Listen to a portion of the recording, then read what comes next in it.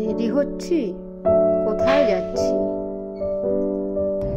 ওরে বাবা, কি অন্ধকার! এটা লাইট গুলো উঠছে রাস্তার ধারে একটু একটু করে, কারণ এটাতে প্রপারের ভাবে অন্ধকার। নেবে না? গরম কিনা দেখো, পেছানো বাবা। এটা আবার কি খেলা? 7 আর 4টা আমাদের, বেশ মজাদার আছে। গুড ইভিনিং ফ্রেন্ডস, আজকে আমি বিকেল থেকে ব্লগটি শুরু করছি। আমি সোয়াধি আর আমার ফ্যামিলিতে তোমাদের সবাইকে স্বাগত। তো এই যে আমি রেডি হয়ে গিয়েছি, তো একটু তোমাদেরকে আয়নাতে আমার পুরো ফুল লুকসটা দেখিয়ে দিচ্ছি। খুব সিম্পলভাবেই রেডি হয়েছি। ড্রেসটা আজকে নতুনই পরলাম নেওয়ার পরে, তো তেমন একটা মেকআপ টেকআপ করিনি, মানে একটু নিউডের মধ্যেই রাখার চেষ্টা করেছি। আর ঠান্ডা পড়েছে যেহেতু জ্যাকেট বা সোয়েটার কিছু তো একটা চাই। তো দেখো, এই আমি রেডি হয়ে গিয়েছি। আমি কোথায় যাচ্ছি রেডি হয়ে তোমাদেরকে সঙ্গে নিয়ে যাব, আর তোমরাও অবশ্যই দেখবে। তোমাদের জন্য একটা সারপ্রাইজ রয়ে গেছে আর কি, যে এরকম শহর থেকে জাঁকজমক জায়গা থেকে একটা কোথায় যাচ্ছি। আমি নিজেও প্রথম যাচ্ছি সেই জায়গাটিতে। রাস্তাটা আমাদেরকে জিজ্ঞেস করে করে যেতে হবে, তো অনেক শুনেছি, তো সেখানে আর কি যাচ্ছি।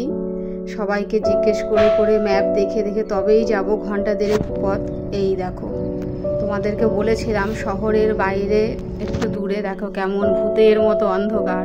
মনে হচ্ছে চারদিক থেকে সব ধরবে এক্ষুনি আমাদের, কিন্তু মজাও আসছে। বেশ একটা লং ড্রাইভ হচ্ছে, রাস্তাটা খুব একদম শহরের বাইরে, গ্যাঞ্জাম নেই, কিছু নেই, নীরবতার মধ্যে বেশ ভালো লাগছে।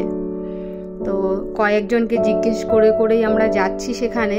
তো তোমরাও ভাবছো যে কোথায় যাচ্ছি এরকম অন্ধকারে। যেখানেই যাচ্ছি অবশ্যই তোমাদেরকে সঙ্গে নিয়েই যাব আমরা। তো দেখতে থাকো আর কি কোথায় যাচ্ছি।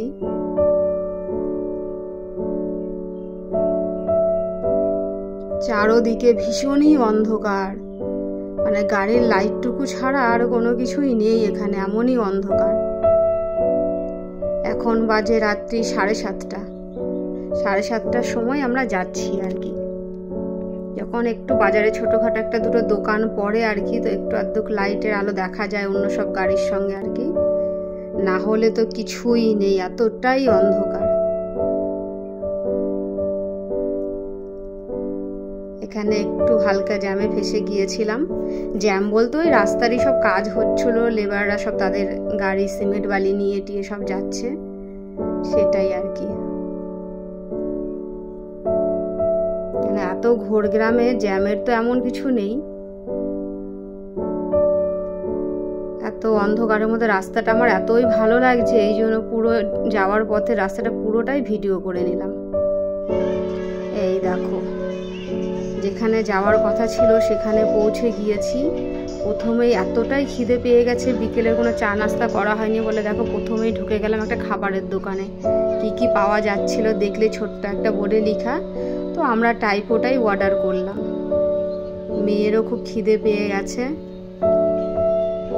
তো টাইপোটা খাচ্ছে আর কি ওরা। আমি কিছু নেইনি, আমি দেখি অন্য কি খাবো।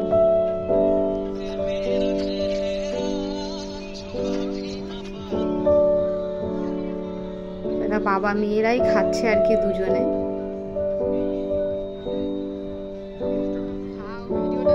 আর আমি বসে বসে ভাবছি আমার জন্য অন্য কি অর্ডার করা যায়, অন্য কিছু খুঁজে বেড়াচ্ছি আর কি, যে কি খাবো। এই দেখো, চলে এলাম এখানে, সব জিলিপির দোকান। তো জিলিপি কিনবো আর দেখি সঙ্গে আর কি নেওয়া যায়। মেলাতে এসছি, জিলিপি না হলে হয়?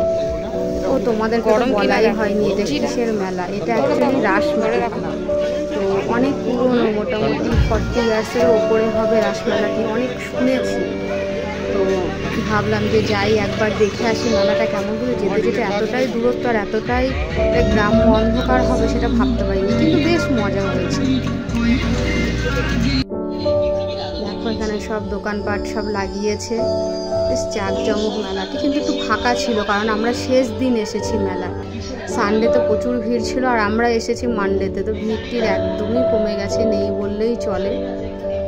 তো এখানে আবার ঢুকলাম দেখি কি পাওয়া যায় বলে।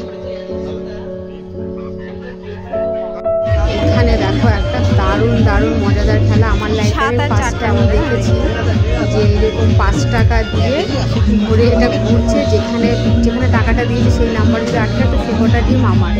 তো খুব ইন্টারেস্টিং লেগেছে, আমরা মোটামুটি 50 টাকার মতো খেলে নিয়েছি। কিন্তু বিষয় একটা ডিমও আমরা পাইনি, কিন্তু মজা হয়েছে, দারুণ মজা হয়েছে।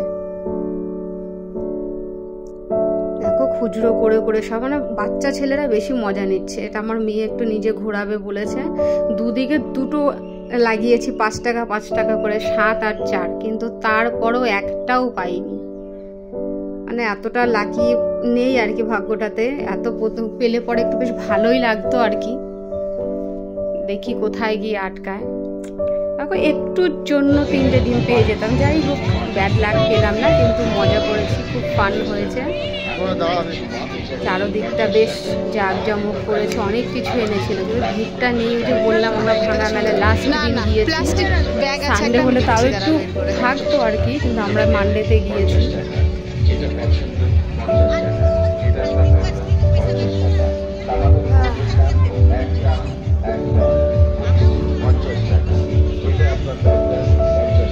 পুতুলগুলো খুব সুন্দর উঠছে, দেখ বেশ অনেক রকম দোকানপাট বসেছে। একটা জিনিস কিনতে চাই, গ্রামের মধ্যে অনেকটা জায়গা জুড়ে এরকম মেলা বসে, খুবই ভালো লাগে আমাদের। এই আমরা যেদিকে থেকে এদিকে জায়গা এখন কোথাও আর খালি নেই, তো এরকম মেলা দেখাও যায় না আর কি, এতটা এরিয়া। কোনো টিকিট লাগছে না, এন্ট্রি ফি লাগছে না, বেশ মজা হচ্ছে। এইসব মেলা টেলা শেষ, এবার বাড়ি আসার পালা। রাত বাজে 9:30। মেলা ঘুরতে ঘুরতে দেখো আরো বেশি অন্ধকার হয়ে গেছে, কিন্তু ভীষণই মজা হয়েছে। আসার সময় যেইটুকু একটু আশপাশ বাড়ি ঘরে লাইট টাইট দেখছিলাম, এখন আর সেইটুকু নেই আর কি। একদম শান্ত নীরবতা, কোনো গাড়ির হর্ন নেই, আওয়াজই নেই। জল শেষ হয়ে গেল, গোটা রাস্তাটা খুবই মজা হয়েছে। কিছু গরম গরম জিলিপি কিনে এনেছিলাম, সেটাও গাড়িতে করে খেতে খেতে আসছিলাম।